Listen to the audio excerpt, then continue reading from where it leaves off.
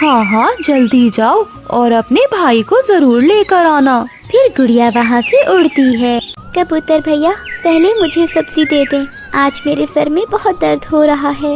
रानो बहन, जंगल में गर्मी की वजह से बहुत से पक्षी बीमार हो गए हैं। इन दिनों सबको सावधान रहना होगा।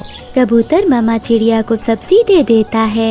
गुड्डू भाई आप देखना, मैं आपको वहाँ तक उड़कर दिखाऊंगी। तुम गिर जाओगी, तुम जरूर गिरोगी।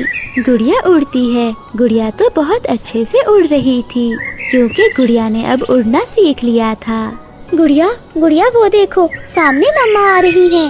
अपनी मम्मा को आता हुआ देखकर दोनों बच्चे घर चले जाते हैं और घोंसले में लेटकर सोने का नाटक करने लगते हैं। बच्चों आप उठ जाओ, मेरे सर में बहुत दर्द है।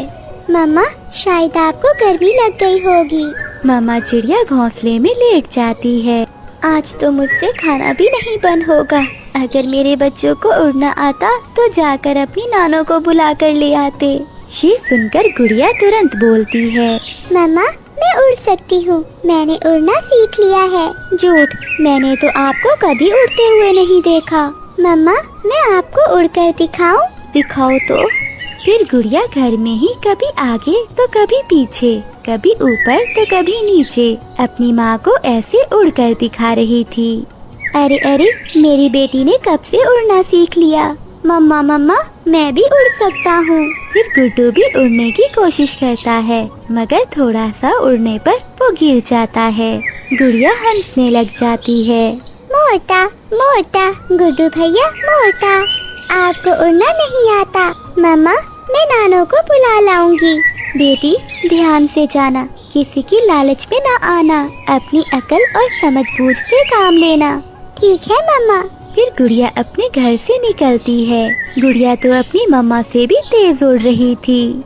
थोड़ी ही देर में गुड़िया जंगल की दूसरी तरफ चली जाती है। गोरी वो देखो, सामने वो छोटी चिड़िया जा रही है, उसे लालच देकर पकड़ लेते हैं। गोरी कवि गुड़िया को आवाज देती है, छोटी चिड़िया यहाँ आओ, मेरी बात सुनो।